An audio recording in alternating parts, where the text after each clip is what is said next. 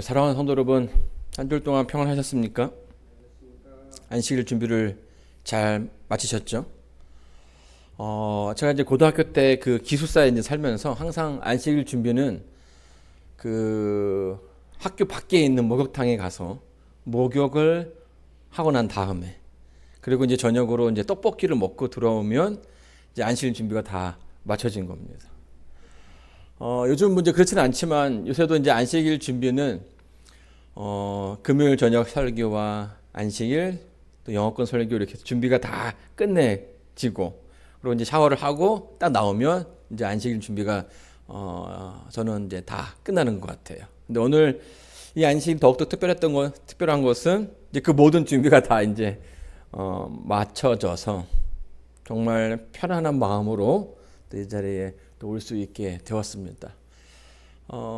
바쁜 일상 가운데 있지만 그럼에도 불구하고 하나님께서 우리의 그 삶 속에 역사해 주셔서 늘 그 하나님의 그 뜻 가운데, 하나님의 그 말씀 가운데 우리들을 이끌어 주고 계십니다. 그 인도하심을 경험하는 또 그런 안식일 되기를 간절히 바랍니다. 이번 주부터는 이제 로마서에 있는 내용을 가지고 여러분과 말씀을 좀 나눠보고자 하는데요. 복음을 설명하다라는 주제로 설교 말씀을 좀 시작해 보도록 하겠습니다. 요즘 그 한류가 굉장하죠. 그래서 막 이제는 사람들이 그 한국말을 배우려고 노력하는 사람들이 더 많아진 것 같아요. 여러분, 이 훈민정음 한글이요 844년에 반포가 됩니다. 누가 만들었죠?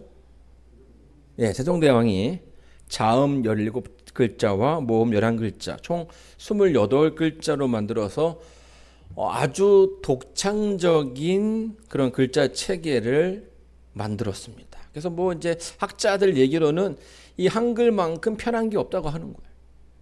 컴퓨터 이 타자도 영어보다 더 쉽다고 얘기하죠. 일본어는 제가 보니까요, 일본은 친 사람들은 그 영어로 발음을 쳐야 그 일본어 단어가 나오고 거기에서 또 하나를 또 골라야 돼요. 중국어는 또 어떻겠습니까? 중국어도 마찬가지겠죠. 그러니까 바로 이렇게 듣는 대로 쓸 수 있는 언어가 많지 않은데 그 중에 또 한글이 아주 독보적이다라고 얘기를 하는 겁니다. 자, 그런데 이 훈민정음, 이 한글이 처음에 나왔을 때에 사람들이 이 한글을 그렇게 좋아하지 않았어요. 특별히 누가 이 한글을 반대했을까요? 양반들, 그리고 이 한글 창제에 기여했던 그 집현전의 학자들이 반대를 했습니다. 그 중에 그 대표적인 인물이 누구였냐면 그 집현전의 부제학이라고 이제 뭐 교수급의 인물인데 채만리라는 사람이 아주 반대를 했어요. 그래서 이 한글을 뭐라고 얘기했냐면 야비하고 상스럽고 무익한 글자다라고 대놓고 이렇게 얘기를 한 거예요. 근데 이제 그 이유가 있습니다. 왜냐하면 그 당시만 하더라도 이 조선에 어떤 큰 영향력을 미치는 나라가 누구였습니까? 중국이었죠. 뭐 지금도 이제 뭐 여러모로 이제 많은 어떤 그 영향력을 주고 있는데요. 그 당시만 하더라도 이제 사대주의라고 해서 이 중국을 이제 존경하고 또 중국의 것이 선진 문화라고 생각을 했습니다. 그래서 정말 좋은 것들이 있는데 왜 굳이 새로운 것을 만들어야 되냐 하는 어떤 그런 질문이 있었고요. 또 거기에다가 그 당시에 보게 되면 자기의 나라 말이 있는 나라들이 있었어요. 뭐 한국만 있는 게 아니라 뭐 몽고도 있었고 서화, 여진, 일본, 서번 등 여러 나라들이 이 중국어가 아니라 자기 나라의 말을 갖고 있는 나라들이 있었다는 거예요. 근데 이제 차만이 이 학자가 뭐라고 했냐면 그 문자들이 있는 나라들은 다 오랑캐다. 그러니까 제대로 된 나라들이 없다라는 거죠. 근데 굳이 우리가 그런 나라들을 따라가야 하겠느냐는 거예요.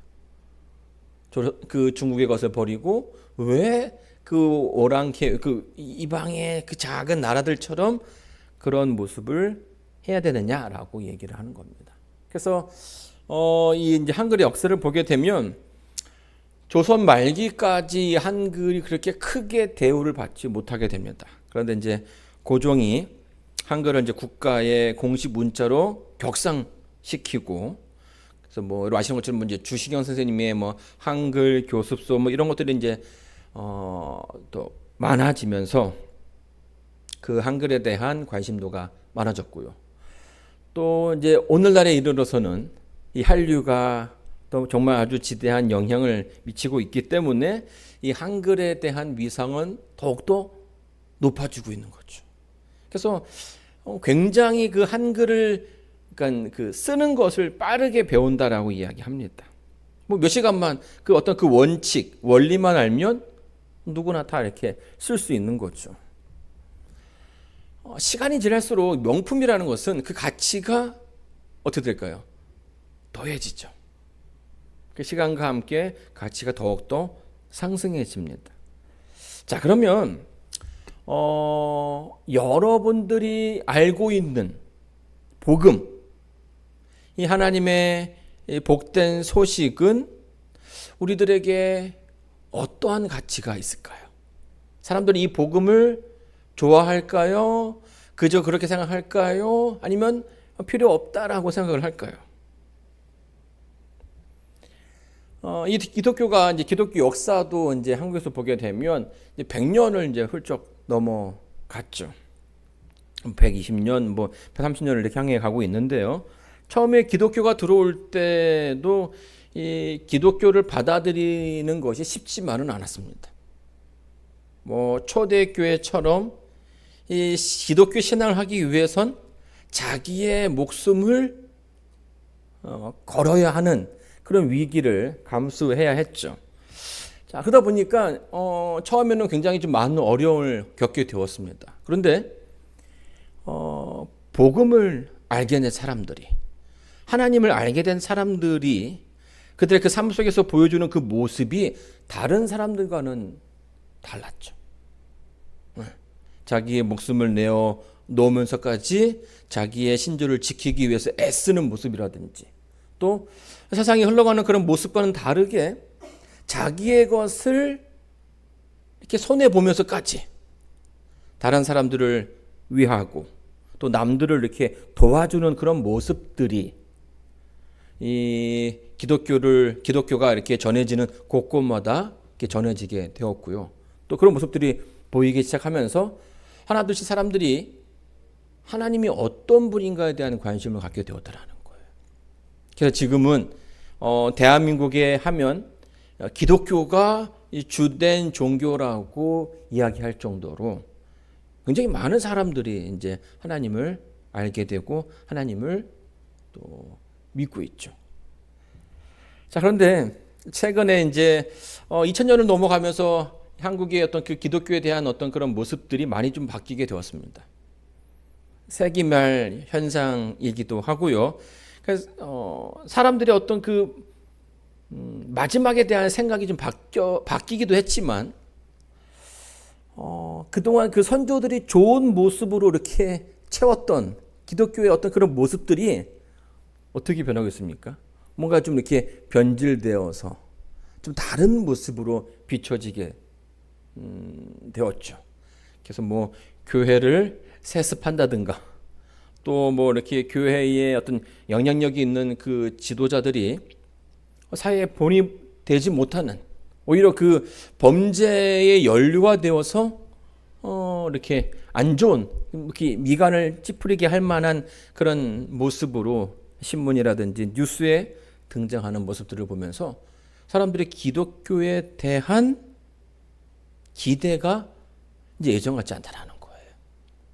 그러니까 처음엔 안 좋았다가 힘들었다가 좋았다가 다시 이제 그 하강 곡선을 타고 있는 거죠. 그래서 어떤 사람들은 이제 교회의 운명은, 기독교의 운명은 저물어 가는가, 뭐 이렇게 얘기하시는 분들도 있습니다. 자, 그런데 저 개인적으로는 아직 이 교회에 희망이 없다라고 생각하지는 않습니다. 왜냐하면 교회가 아직 그 제대로 된 신앙을 사람들에게 보여주지 못했기 때문인 거죠. 우리가 정말 하나님께서 이끄시는 대로 하나님의 그 말씀대로 살아간다면 이 세상 가운데 있는 이 교회는 분명 다른 모습을 보여주게 될 것이고요. 그 가운데서 하나님의 능력을 경험하게 되겠죠. 자, 성경 말씀 로마서 1장 1절 말씀을 다 같이 한번 읽어보도록 하겠습니다. 다 같이 읽겠습니다. 시작. 예수 그리스도의 종 바울은 사도로 부르심을 받아 하나님의 복음을 위하여 택정함을 입었으니. 로마서 1장 1절에 보게 되면 사도 바울은 자신의 어떤 그 신분을 사도라고 이야기합니다. 여러분, 사도가 어떤 인물입니까? 사도는 사실은 예수님의 직계 그 12제자를 가리키는 그런 말이에요. 근데 사도 바울이 예수님께로부터 직접적으로 가르침을 받았습니까? 그렇지는 않죠. 자, 그런데 신약 성경의 절반 이상을 썼던 사도 바울은 그가 썼던 그 편지서에서 보게 되면 하나같이, 뭐 다 그렇지는 않습니다만, 하나같이 자신이 예수님의 그 제자됨, 그래서 예수님의 사도라고 자신을 설명해 주고 있습니다. 물론 이제 직접 받지는 않았지만, 여러분 사도 바울의 그 인생을 보게 되면 그 삶 가운데 예수님을 만나는 그런 경험을 하게 되죠. 그래서 그 다메섹에서 뭐 하게 됩니까? 예수님을 만나면서 그의 인생이 완전 반대로, 정반대의 그 삶으로 바뀌게 되었어요. 예수님을 만나기 전에는 예수님을 믿는 사람들을 죽이는 사람이었다면 그 이후부터는 예수님을 믿게 되었고 이제 복음을 전하는 사도로서 부름을 받게 되었죠. 이 다메섹의 경험이 사도 바울에게는 굉장히 중요한 사건이 됩니다. 얼마나 중요한지는 이제 이야기의 그 후반에 좀 더 자세하게 설명드리도록 할게요. 자, 사도 바울이 이제 이 로마서를 쓰게 됩니다. 보통 이제 그 신약에 있는 책의 제목은 우리가 그 편지라는 어떤 것을 편지 형태로 쓰여졌다는 것을 알게 됐죠. 그리고 그 편지를 받는 대상이 그 책의 그 편지의 제목이 되는 겁니다. 그래서 이 로마서라고 얘기하면 이 편지를 읽는 대상이 누구라는 거예요? 로마에 있는 성도들이라는 거예요. 자, 근데 이 로마서가요, 조금 더 특별한 것은 대부분 사도 바울이 그 선교 여행을 떠났을 때에 편지를 쓰는 이유는 자신이 방문했던 곳을 생각하면서 쓴 거예요. 한번 갔던 곳, 그런데 뭐 거기에서 뭐 어떤 문제가 있더라, 뭐 이렇게 얘기하면 직접 갈 수가 없으니까 어떻게 합니까? 그들에게 편지를 써가지고 이거를 이제 회람하게 하고 그들의 그 잘못된 점을 지적함으로써 그들이 돌아오게끔, 돌이키게끔 하는 그런 목적으로서 편지를 썼습니다. 자, 그런데 나중에 알게 되겠지만 사도 바울이 로마를 그렇게 가고 싶었는데 로마를 가지 못했어요. 그 여행 동안에는. 그리고 지금 이제 로마서를 쓰는 그 기간에는 한 번도 가보지 않은 그런 지역이 되는 것입니다. 근데 이게 왜 특별하냐면 그렇기 때문에 사도 바울은 이 로마서에서 하나님의 복음에 대해서 더 자세하게 설명할 수밖에 없었어요. 그러니까 보통 다른 교회들은 이미 사도 바울과 함께 만남이 있었고 사도 바울로부터 가르침을 받았어요. 그러니까 처음부터 자세하게 설명할 필요가 없는 거예요. 이미 다 했던 얘기니까 거기에다가 더 추가해서 더 깊은 얘기를 나눌 수 있는데 로마에 있는 사람들은 사도 바울이 만난 적도 없고 누군지도 모르고 하는 이제 그런 백그라운드에서 이 글을 써야 했기 때문에 자기가 알고 있는 이 복음에 대해서 아주 쉽게 그리고 자세하게 설명해야 했던 것입니다. 그래서 이 로마서를 통해서 우리는요, 정말 많은 그 복음의 어떤 그 처음부터 그 마지막까지 더 자세하게 알 수 있게 되는 것이에요. 자, 우리 성경 말씀 1장 11절입니다. 내가 너희 보기를 심히 원하는 것은 무슨 신령한 은사를 너희에게 나눠 주어 너희를 견고케 하려 함이니. 이 11절에서 사도 바울이 이 로마서를 쓰는 분명한 목적을 이야기해 주고 있죠. 이 말씀에서 이야기하는 그 복음이 무엇인지 제대로 알아서 하나님을 믿는 그 신앙 안에서 굳건히 서게 되기를 사도 바울이 원했던 것입니다. 13절입니다.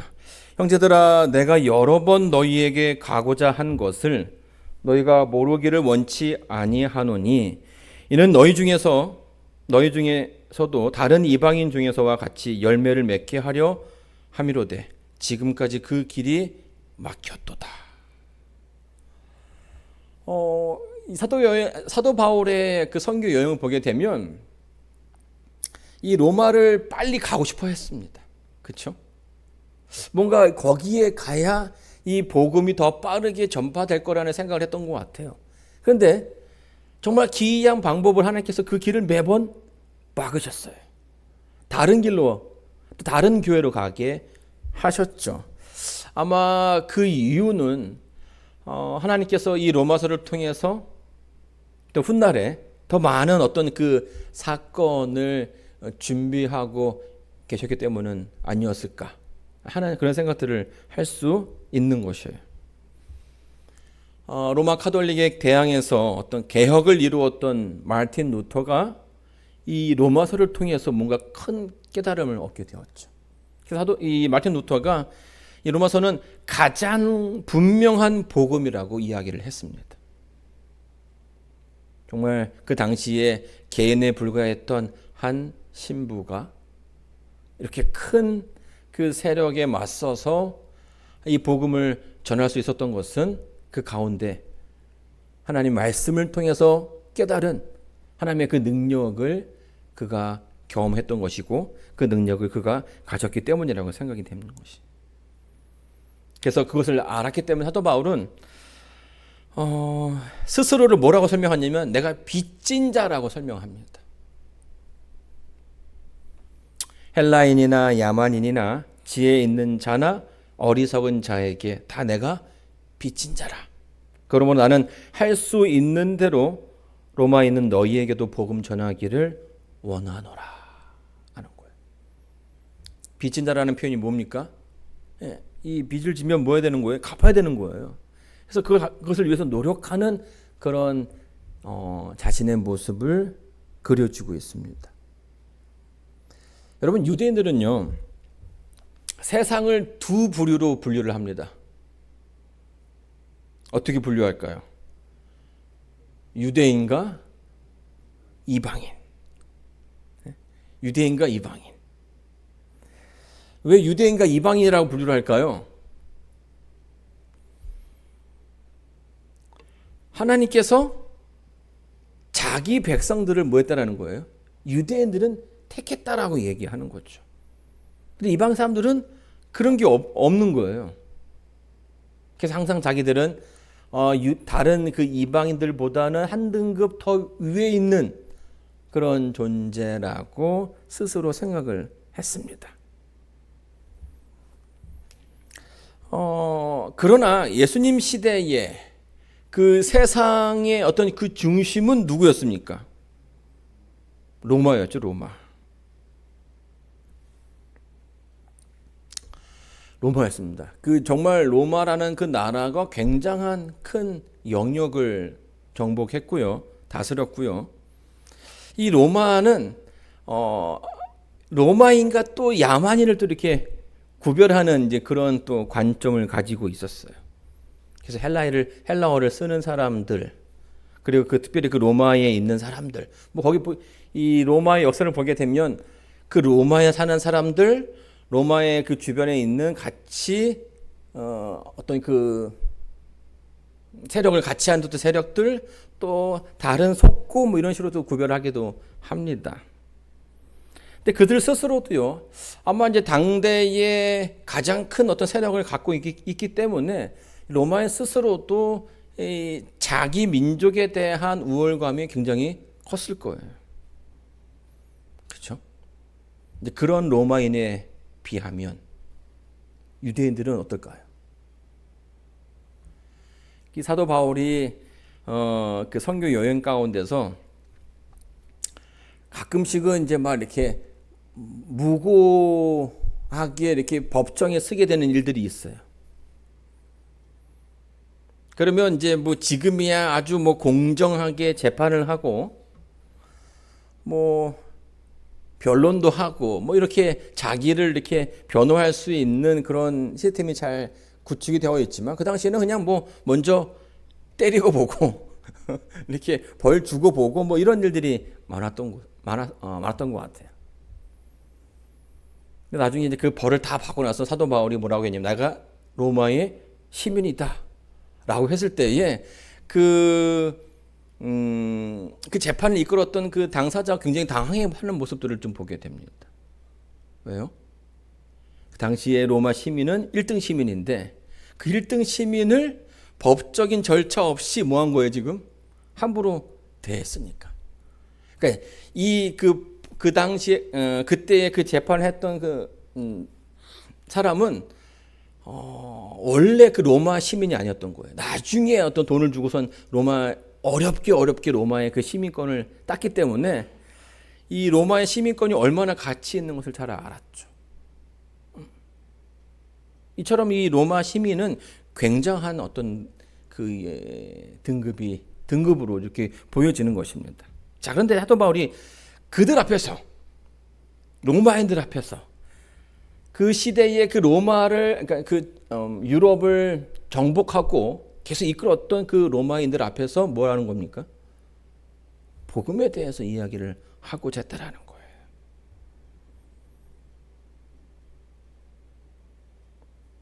잘난 사람이나 못난 사람이나 그런 것에 구분 없이 내가 빚진 자로서 이 복음을 그들에게 전해야 한다라는 사명이 이 바울에게 있었던 것입니다. 그럼 뭐라고 얘기했냐면 이 복음에는 제한이 없다라고 얘기해요. 16절입니다.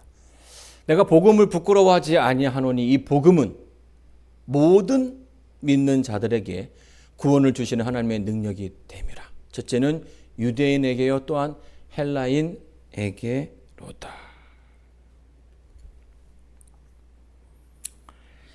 여러분 오늘날 이 유럽 교회의 대부분은요 그 모습만 간직하고 있는 경우가 많이 있습니다. 뭐 이제 저희 교회 성도님들 그 유럽으로 여행 많이 가시는데요.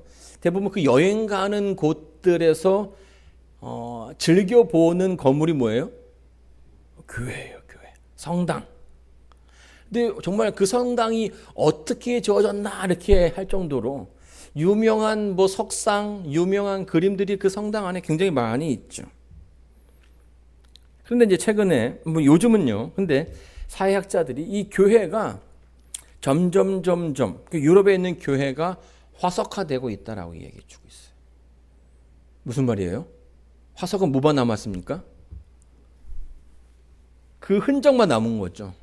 옛날에 이런 동물이 살았더라 하는 그런 흔적만 그 흙에다가 이렇게 남겨져 있는 거예요.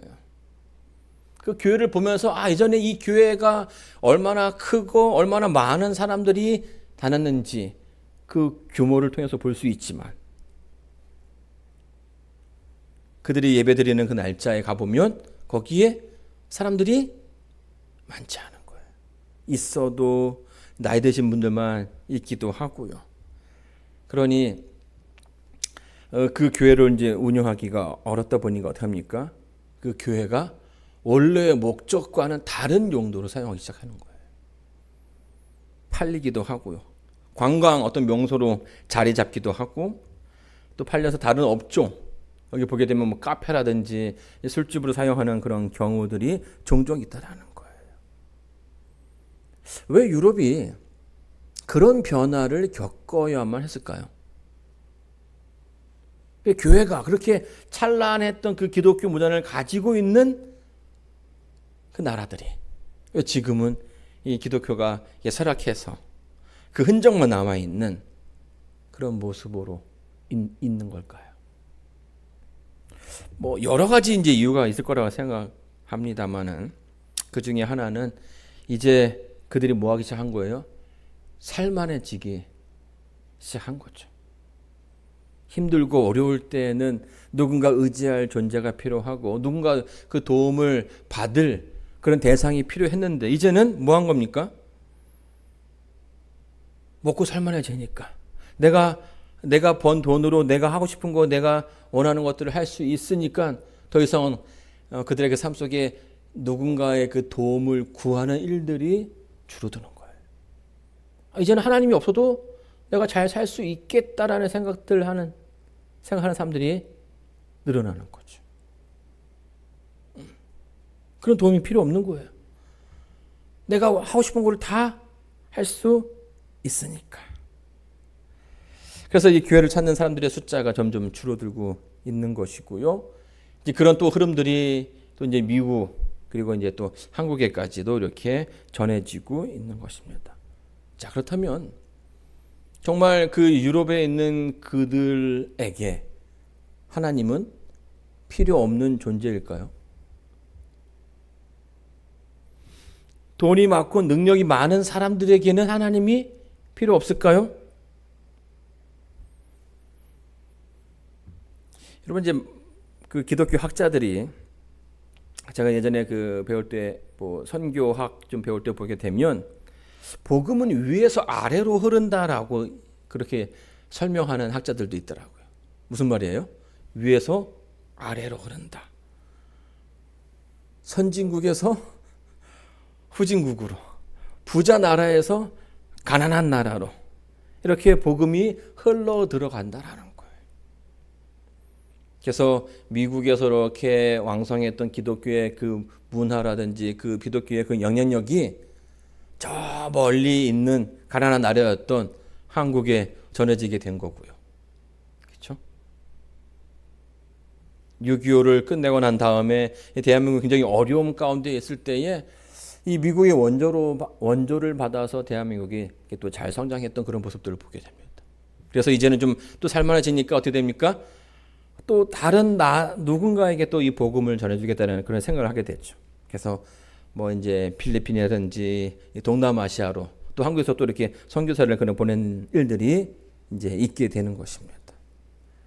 자, 그런데 이 복음이 위에서 이제 아래로 흐른다라고 했을 때 여기에 문제가 하나 있어요. 어떤 문제가 있을까요? 그 복음을 전함에 있어서 스스로 뭐 하고 있는 겁니까? 이 복음의 능력을 제한하고 있는 거예요. 복음은 힘들고 어려운 사람들에게 전해져야지 배부르고 그 등 따신 사람들에게는 별로 효과가 없다. 그래서 선교사를 가게 되면 잘 사는 나라로 가는 것이 아니라 뭐 이렇게 힘든 그런 나라로 대부분 가는 그런 경우들을 보게 됩니다. 다른 말로 하면 스스로 하나님의 그 능력을 불신하고 있는 거죠. 복음이 오직 야만인들과 어리석은 사람들에게 용이하다라고 판단하고 그렇게 움직이는 것이에요. 자, 그러나 성경은요 아주 분명하게 이 복음에는 모든 믿는 자들에게 하나님의 그 능력이 된다라고 설명해 주고 있어요. 로마인에게나 유대인에게나 헬라인에게나 로마인에게나 야만인에게나 능력이 있는 사람들에게나 능력이 없는 사람들에게나 돈이 많은 사람에게나 많지 않은 사람에게나 우리가 이제 신앙생활 할 때에 잊지 말아야 할 것은 이 복음의 능력이 결코 제약이 없다라는 거예요. 하나님 말씀은 누구에게나 그 말씀을 믿는 모든 이들에게 그 능력이 전해져야 한다라는 거죠. 자, 그래서 사도 바울은요, 자기가 가진 그 복음이 부끄럽지 않다라고 이야기했습니다. 로마의 어떤 그 아주 당시의 강대국으로서 온 유럽을 이렇게 통치했던 그 앞에 서도 내가 이 복음을 전하는 데 부끄럽지 않다라는 것이에요. 그 앞에서 당당하게 누구를 전할 수 있는 겁니까? 예수 그리스도를 전할 수 있는 거예요. 여러분, 우리가 오늘날 전도함에 있어서 큰 장애물 가운데 하나는 다른 여러 요인들이 있겠지만 우리 개인적인 부분에서도 찾을 수가 있습니다. 내가 이 복음에 대해서 확신이 없다라는 거예요. 내가 이 복음을 부끄러워한다라는 거죠. 제가 이제 목회를 처음 시작했을 때에 갔던 교회들은 이렇게 막 큰 교회들이 아니었어요. 작은 교회들. 자, 그러다 보니까 그 작기도 하지만 또 모이는 사람들이 소수예요. 항상 보면은 그 주변에 큰 교회들이 뭐 이렇게 있지 않습니까? 근데 제가 참 그때 어떤 생각을 했냐면, 야, 우리도 저렇게 번듯한 교회가 있으면 더 낫지 않을까? 내가 누군가를 데리고 온다고 할 때에 교회가 어디냐고 물어볼 때 거기 있지 않습니까? 그 동네에서 제일 큰 교회.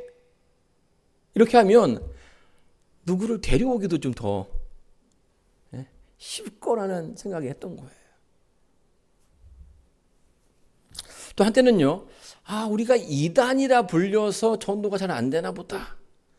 이런 생각을 한 적도 있었습니다.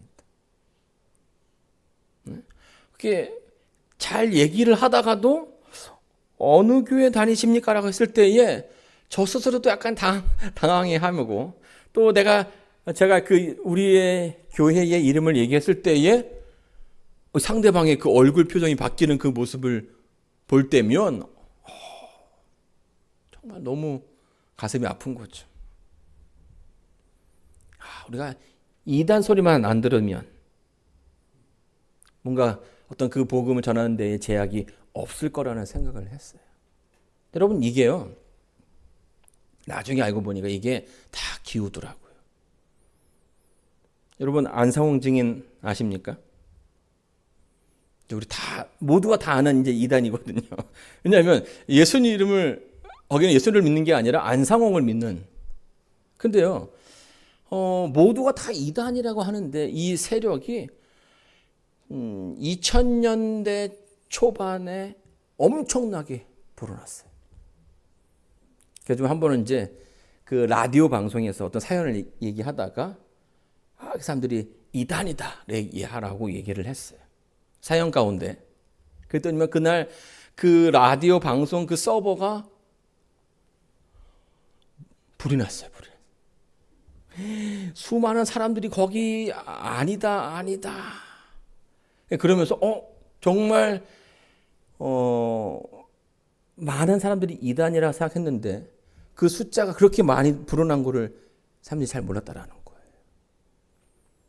어쩌면 우리보다 훨씬 더 제약이 많은데 우리보다 훨씬 더 열심히 신앙생활을 하고 있었다라는 거예요. 여러분, 이제 이런 생각을 가졌을 때 우리가 늘 이 복음이 부끄러운 것으로 여기게 되는 거예요. 그러니 뭐 할 수 없는 거예요? 이 교회에 데리고 와야 되는데, 이 복음의 말씀을 전해야 되고, 이 좋은 말씀을 그들에게 나눠줘야 되는데, 나 스스로가 이 복음의 확신이 부족하고, 이 복음이 너무나 부끄럽게 여겨지니까 이웃들을 초청할 수가 없는 것입니다. 자, 여러분에게 하나님의 복음은 어떤 것일까요? 한 번쯤 하나님의 복음이 나에게 어떠한가를 생각해 볼 필요가 있다라고 생각합니다. 성경에서 유대인들은요, 자신들이 세상의 중심이라고 생각을 했습니다. 세상의 중심. 왜냐하면 하나님께서 이스라엘 백성을 택하셨죠. 그런데 아시는 것처럼 그 시대의 세상의 중심은 유대가 아니라 로마였습니다. 이 그림은 무슨 그림입니까? 117년경에 로마의 땅덩어리를 표시한 지도예요. 이 가운데 하얀 게 뭐예요? 지중해죠. 바다에 바다. 근데 바다를 마치 뭐처럼 지금 사용하고 있는 것입니까? 그 앞에 있는 호수처럼 사용한 나라가 로마였어요. 굉장히 큰 그런 나라였죠. 이스라엘 보이십니까? 이스라엘은 여기 끝에 아주 작은 그런 나라인 거예요. 그러니까 로마에 비하면 유대는 너무나 작은 나라였어요. 로마에서는 잘 알아주지도 못하는, 어디에 있는지도 잘 모르는 그런 나라였던 것입니다. 근데 사도 바울이 이 거대한 로마에 살고 있는 시민들에게 복음을 전하는데 주저하지 않았다라는 거예요. 아주 작은 그런 소수였지만 이 복음을 전하는 데에 부끄러워하지 않았다라는 거예요. 여러분, 이게 진짜 얼마나 엄청난 일인지 잘 모를 수 있습니다. 그렇죠? 굉장한 일을 지금 사도 바울은 하고 있는 거예요.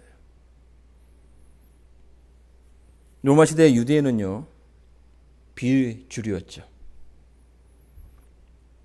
그리고 유대는 로마의 속국이었습니다. 대등항하게도 아니었어요.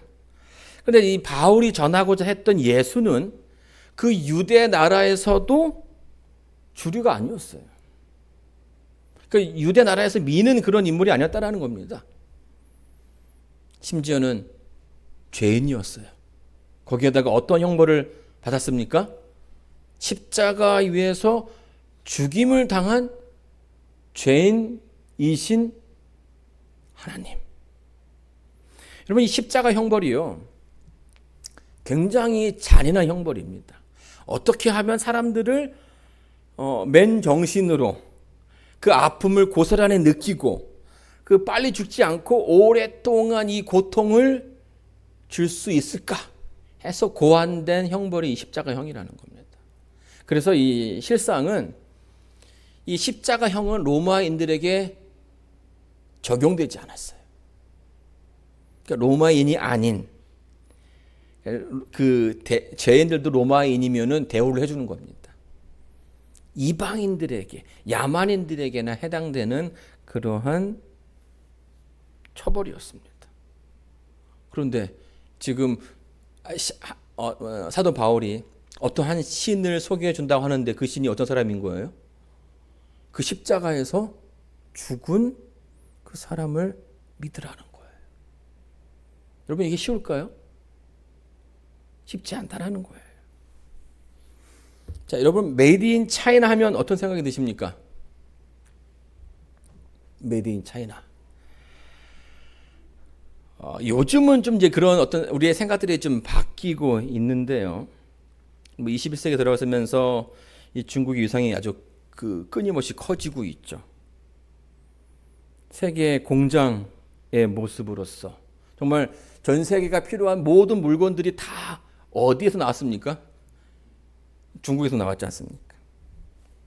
그래가지고 뭐 정말 그 당시만 하더라도 이 중국의 위상이 굉장했고요. 굉장히 많은 돈을 벌게 됩니다.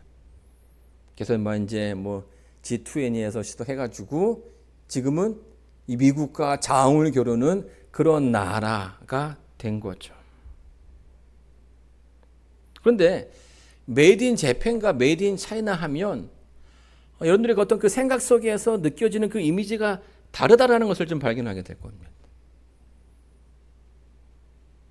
제가 이제 고등학교 때만 하더라도 메이드 인 재팬 하면 굉장히 좋은 거였죠. 우리나라 것보다 더 좋은 거. 이제 그런 대우를 받던 이제 중국이요, 점점 이렇게 기술력이 향상되기 시작합니다. 처음에는 이 물건이 막 이렇게 분량이 많아도 사람들이 그거에 대해서 큰 컴플레인을 안 했어요. 워낙 싸니까. 그냥 뭐 하나 더 뭐 사면 되지 뭐 이렇게 해가지고 중국 물건으로 그렇게 대했다라는 겁니다. 그런데 가끔 이 대륙의 실수라고 하는 물건들이 나오기 시작했어요. 대륙의 실수란 말이 뭐예요? 가끔, 그러니까 대부분에 나와 있는 물건들이 값이 싸고 막 이렇게 질이 그렇게 안 좋은 것들인데 실수로 너무 좋은 물건들이 나오기 시작하는 거예요. 그래서 이제 사람들이 뭐라 부르냐면 대륙의 실수라고 이제 부르기 시작했죠. 이제 그거의 대명사가 된 게 이제 샤오미. 이제 그 브랜드들이 처음에 뭐 이렇게 핸드폰 배터리 나오고 뭐 이렇게 하면서 굉장히 큰 성장을 이루게 되었습니다. 그래서 위상이 많이 바뀌어졌어요. 자, 그런데 요즘은 이제 뭐 그것 때문에 이제 문제가 좀 많게 되었습니다. 왜냐하면 예전에 어떤 그런 모습들을 지우기 위해서 중국이 굉장히 많은 노력들을 했습니다. 기술을 사오기도 하고요. 또 이렇게 들어왔던 그 업체들을 이렇게 잘 대우해줘야 되는데 이 기술만 쏘 이렇게 빼가고 하는 뭐 이런 모습들이 있었죠. 그래서 뭐 지금은 중국 제품들이 그렇게 막 이렇게 질 나쁜 것만 있는 게 아니라 정말 높은 기술력을 요하는 것들도 많이 잘 나오고 있는 것이에요.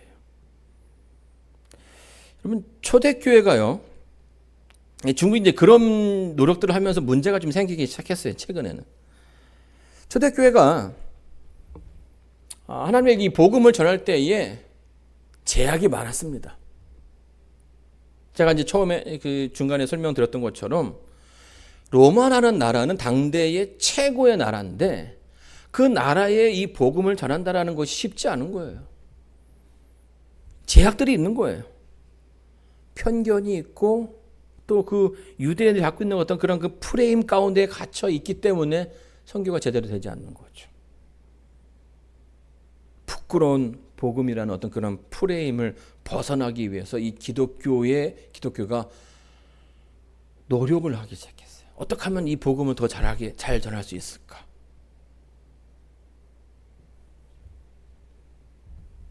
로마에 있는 사람들은요, 신이 죽는다라는 개념을 이해할 수가 없는 거예요. 그들의 그 로마의 그 12신들을 보게 되면 그 신들은 육체를 가지고 있지 않은 영으로서 이 하늘을 이렇게 왔다 갔다 할 수 있는 그런 존재였고 죽임을 당하는 그런 신이 아니었다라는 겁니다. 그런데 이 사도 바울이 전하는 그 신, 기독교가 전하고자 하는 그 하나님은 인간을 위해서 십자가에서 대신 죽었다라고 얘기하는 거죠. 벌써 그 로마에서 믿는 신들과 그 비교하면 약간 좀 등급이 떨어지는 거예요. 특별히 그 당시에 이 그리스의 그 철학자들의 영향을 받아서 로마는요, 이원론적인 사고 방식을 가지고 있었습니다. 고등한 신일수록 육체를 가지고 있지 않아요. 육체를 가지고 있다는 것은 행동에 제약을 받게 될 수밖에 없어요. 그러니까 신으로서의 그 영향력을 제대로 발휘할 수 없는 그런 존재가 된 겁니다. 그런데 육체를 가지고 있고 또 인간에게서 죽임을 당했다. 이 자체가 벌써 그 로마의 신들과 비교했을 때는 등급이 떨어지는 겁니다. 그래서 일부의 어떤 기독교인들이 무리하기 시작했습니다. 어떤 무리를 합니까? 예수님의 그 죽음이 진짜가 아니다라고 얘기하기 시작했어요. 아니야, 사실은 죽은 것처럼 보인 거야. 그래서 이 무겁게 십자가를 지고 가다가 한번 넘어지잖아요, 예수님께서. 그때 그 십자가를 누구에게 전해줍니까? 시몬에게 전했을 때 그때 그 영혼이 거기로 옮겨갔다. 이렇게 얘기하는 사람들도 있고요. 십자가에서 죽기 그 직전에 그 영혼이 하늘에 가서 죽은 건 아니다. 이렇게 뭐 설명하는 사람들도 있습니다. 이게 이제 신학 그 역사를 보게 되면 이제 가현설 또 영지주의 뭐 이렇게 이제 설명을 하고 있는 거죠. 뭐 하기 위해서 하는 겁니까? 내가 갖고 있는 이 복음이 부끄러운 거예요. 그래서 이것을 잘 전하기 위해서 포장을 하기 시작한 거죠. 이것도 바꿔보고 저것도 바꿔보고 이걸 잘 포장하면 그들이 이것을 잘 받아들일 수 있을 거라는 생각을 하는 사람들이 있었다라는 거예요. 그래서 뭐 하는 겁니까? 기독교의 복음이 변질되었던 거죠. 여러분 중국이요. 황골 탈퇴를 하면서 아주 그러니까 급격한 성장을 이루어냅니다. 근데 너무나 빠르게 성장만을 위해서 살아왔기 때문에 그 정책들이 이렇게 이루어졌기 때문에 거기에 따르는 그 피해들이 굉장히 많아요. 지금 이제 그 중국에 들어왔던 기업들이 다 동남아, 뭐 인도로 빠지고 있죠. 그러면서 거기에 있던 그 기업들이 있던 그 동네들이 주저앉는 거예요. 그리고 이제 그 직장을 구하기가 어렵게 되고 뭐 그러면서 여러 가지 그 사회 문제들이 많이 생기게 됩니다. 처음에 그들이 갖고 있던 그 능력들을 잘 모아지 못한 거예요. 잘 지키지 못하고 다른 일과 잘 어울리지 못했기 때문이라는 거죠. 결국 어떤 그 성장을 위해서 그들이 극심한 변화를 경험했기 때문에 지금의 어떤 그런 문제들을 만들게 된 것이죠. 그러면 기독교도 마찬가지라는 거예요. 본질을 잃어버리고 변화를 꾀했기 때문에 어떤 그들의 그 입맛에 맞는 이야기는 전할 수 있을지 모르겠지만 그 복음에 담겨져 있는 하나님의 그 능력을 뭐하게 된 것이에요? 잃어버리게 된 것입니다.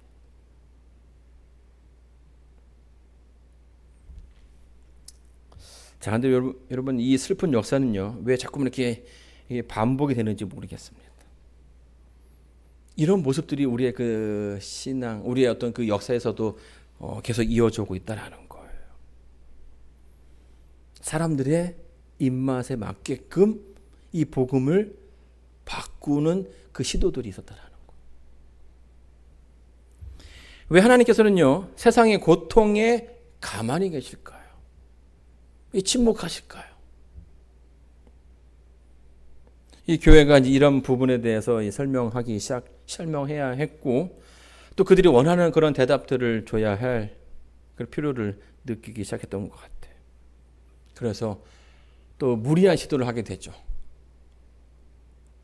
뭘 강조하기 시작합니까? 복을 강조하기 시작했어요.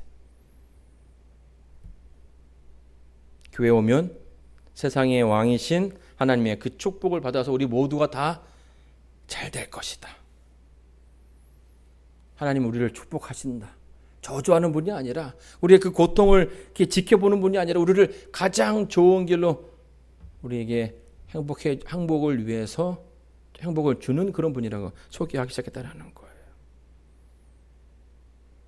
자, 그러다 보니까 어떤 문제들이 교회에 생기기 시작했습니까? 교회가 이 고난을 거부하고 어떤 그 역경을 모르는 그런 교회가 되어버렸어요.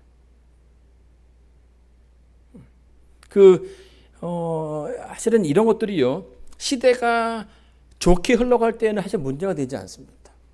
그렇죠? 네, 삶이 어렵고 또 미처 우리가 예상하지 못했던 인생의 문제들이 일어나게 되었을 때에 교회가 그 역할을 제대로 하지 못한다는 거예요.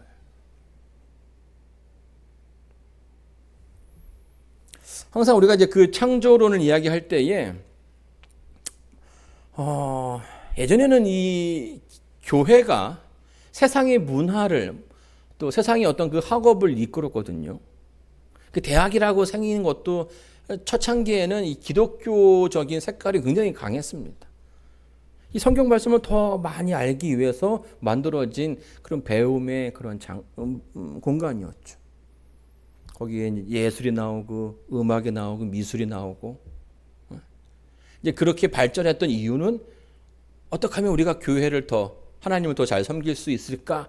이제 이런 목적으로 세워진 것입니다. 그런데 이제 역사를 보게 되면 18세기, 17세기 이렇게 종교 그 전에 그 르네상스와 종교 개혁을 통해서 이제 과학이 기독교와는 좀 종교와 이렇게 벌어지기 시작했어요.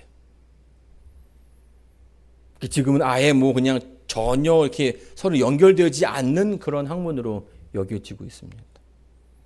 하나님께서 7일 동안 이 지구를 만드셨다라고 얘기했을 때에 과학자들이 이 말에 대해서 동의하지 않는다라는 거예요. 이미 이 과학계는요, 이 지구의 그 생물들이 어떻게 채워지게 되었는가라고 얘기할 때에, 물을 때에 뭐라고 얘기합니까? 진화를 통해서 우주의 그 빅뱅, 어떤 큰 폭발이 있었고 거기에서 정말 오랜 시간 동안 여러 가지 것들이 서로 이렇게 결합해서 거기에 제가 다 설명할 수는 없지만 그런 것을 통해서 진화가 되었고 오늘날의 인류가 여기까지 오게 되었다라고 설명해 주고 있는 거예요. 성경의 이야기가 지식인들에게 전해지지 않는 겁니다. 여러분 어떻게 하면 그들을 교회 안으로 끌어들일 수 있을까요? 하나님의 창조를 믿지 못하는 이들을 어떻게 하면 교회 와서 같이 예배드릴 수 있게끔 할 수 있을까요? 그래서 뭐가 생겼냐면 예전에는 그 지구의 창조를 그러니까 지구의 생성을 얘기할 때에 얘기하는 것이 진화론과 창조론 그리고 불가지론이었습니다. 모른다라는 거죠. 새겼는데요. 이제는 하나 더 생겼어요. 유신 진화론. 진화론적 유신론. 이렇게 설명하는 겁니다. 이게 뭐냐면 하나님께서 이 지구를 만드셨지만 이 지구에 생물을 채워 넣는 방법으로 말씀으로의 창조가 아니라 우리의 그 몸속에 진을 넣어서 우리가 이렇게 진화하게끔 했다라고 설명하기 시작하겠어요. 이게 이제 좀 개신교의 그 진보 자유주의 이렇게 약간 좀 급진적인 그런 학교에서는 이제 유신 진화론을 가르치기 시작했어요. 신학교에서도. 연세대 신학교 그 교수 얘기를 들어보니까 이제 이거에 대해서 아주 확신을 갖고 이야기를 하더라고요. 뭐 하는 겁니까? 이 지식인들, 과학자라고 하는, 흔히 말해서 이렇게 좀 스마트한 사람들을 데리고 올라오고 하는 모습들이 보이는 거예요. 네가 하는 게 말이 맞다. 하나님께 창조하셨지만 그 진화를 통해서 이 지구가 이렇게 채워지게 된 것이다. 하나님과 너희들의 그 지식과 다르지 않다라고 이야기하기 시작했다라는 거예요. 여러분 여기에 가장 큰 문제는 뭡니까? 하나님의 능력이 거기에 사라졌다라는 거죠. 하나님의 능력이 상실되고 맙니다. 이제는 교회가 생명을 다루는 종교가 아니라 그냥 착하게 살면 된다라고 하는 도덕을 가리키는 그런 종교로 변하고 말았어요. 예전에 그 기독교의 모습과는 다른 상품을 파는 그런 곳이 된 것입니다.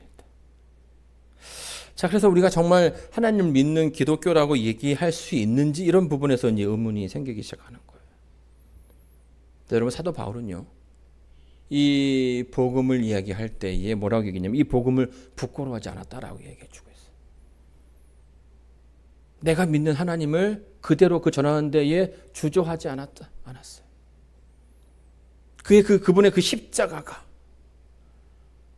그분의 그 죽음이 전혀 부끄러운 것이 아니었습니다. 여러분 이 사도 바울이 그렇게 아주 확신을 가졌던 것은 그가 직접 이 복음의 능력을 뭐 한 거예요? 체험했기 때문입니다. 이 아들로 말하면 육신으로는 다윗의 혈통에서 나셨고 성결의 영으로는 죽은 자 가운데서 부활하여 능력으로 하나님의 아들로 인정되셨으니 곧 우리 주 예수 그리스도시라. 신약에서 이제 그 사도들의 십자가 사건 이후에 사도들의 모습이 확연한 변화를 보여주게 됩니다. 그리고 그들의 그 설교의 그 주제는 이 부활에 대해서 이야기하는 경우가 굉장히 많아요. 부활하셨다. 예수님은 이스라엘 왕의 혈통이며 죽음을 정복한 하나님의 아들이시다. 왜 사도 바울은요? 그리고 왜 다른 사도들은 이 부활이 그들의 그 설교의 주제였을까요? 사도 바울이 예수님 만나는 그 장면입니다. 내가 땅에 엎드러져 들으니 소리가 있어 가로되 사울아 사울아 내가 왜 나를 핍박하느냐 하시거늘 내가 대답하되 주여 네 신이니까 하니 가라사대 나는 내가 핍박하는 나사렛 예수라 하시더라. 이 다메섹은 사도 바울에게서도 굉장히 중요한 장소입니다. 누굴 만나게 된 곳이에요? 나사렛 예수를 만나게 된 겁니다. 근데 여러분 이 나사렛 예수라는 말을 들었을 때에 사도 바울의 어떤 그 심정이 어땠을까요? 머리가 정말 이게 곤두서는 그런 경험을 했을 거라고 생각이 돼요. 왜냐하면 사도계인과 다르게 사도 바울은 이제 바리새인이었는데요. 바리새인들은 뭘 믿었냐면 죽은 자의 부활을 믿는 사람들이었습니다. 그런데 지금 나 앞에서 누구십니까? 라고 얘기했는데 그 대답이 뭐예요? 나는 나사렛 예수다 라고 얘기하는 거죠. 그 나사렛 예수는 뭐한 사람인데요? 이미 4년 전에 십자가에서 죽은 인물인데 그가 지금 살아있다라고 얘기하는 거예요. 그러면서 그 소문 가운데 예수님이 부활했다는 그런 소문들을 기억해냈을 것이고 그리고 내가 지금 그 믿는 사람들을 죽이려 하는데 그분이 유대인들이 기다려왔던 메시아였구나 라는 사실을 알게 된 거예요. 여러분 이 사건이요 그에게 굉장히 큰 변화를 주게 됩니다. 죽은 줄만 알았는데 그가 살아나신 거예요. 사도 바울이 예수님의 그 재림의 그 장면을 얘기할 때 이렇게 표현을 하고 있습니다. 주의 강림하실 때 이 이제 강림한다라는 이 표현이요 헬라어라는 뭘 얘기하냐면 파루시아라는 단어를 쓰고 있습니다. 파루시아. 이 파루시아라는 단어는 아무나 안 써요. 황제가 자기가 다스리는 그 나라를 방문할 때 쓰는 단어가 이 파루시아라는 단어예요. 지금 로마의 황제가 쓸 수 있는 그 단어를 누구에게 지금 사용하고 있는 거예요? 예수님에게 사용하고 있다는 거죠. 여러분 이 그림은요 1795년에 정조가 경기도 화성으로 자기 어머니를 모시고 그 사도세자의 묘가 있는 곳을 방문하는 그 장면을 그린 그림이에요. 보통 왕들은요, 그 성을 떠나는 일이 많지 않아요. 위험하기도 하고. 그렇죠? 아주 특별한 그 목적을 가지고 왕이 행차를 했습니다. 그래서 이 그림을 8폭의 그림으로 해서 병풍을 만들었습니다. 아주 세세하게 잘 그려놓고 있어요. 앞에 누가 있고 뭐 더 자세하게 나오지만 이것만 보더라도 왕의 행렬이 얼마나 거대한지를 볼 수가 있다라는 거예요. 바울은요 예수님의 그 재림의 장면을 묘사하면서 로마 황제가 쓰는 단어를 쓰고 있는 거예요. 그 말은 뭐예요? 예수님이 이 세상의 주인이시다. 세상의 권력은 그가 가짜라고 이야기하지만 그분은 그 세상의 권세를 이기고 죽음을 이기고 부활하신 하나님이시다라고 이야기하는 거예요. 여러분, 사도 바울은요, 복음을 부끄러워하지 않았습니다. 로마의 황제와 비교해서 부족하지 않다라는 것을 알았고, 그 앞에서 더 뭐 하는 거예요? 더 열정적으로 예수님의 부활을 설교했던 것입니다. 복음에는 하나님의 의가 나타나서 믿음으로 말미암아 믿음으로 믿음에 이르게 하나니 기록된 바 오직 의인은 믿음으로 말미암아 살리라 함과 같으니라. 자, 그렇기 때문에 사도 바울은 이 복음에 능력이 있다라고 이야기하는 것이.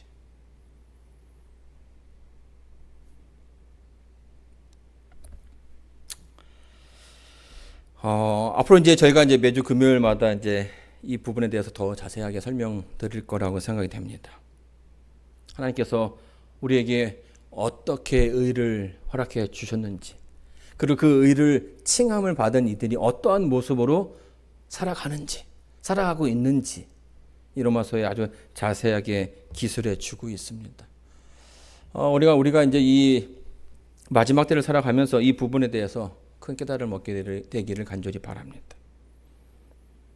세상의 기운에 눌려서 본질을 잃어가는 교회가 아니라, 세상이 그 인정받기 위해서 애쓰는 교회가 아니라, 복음의 능력을 회복해서 그 능력에 힘입어서 살아가는 이 교회가 되기를 간절히 바랍니다.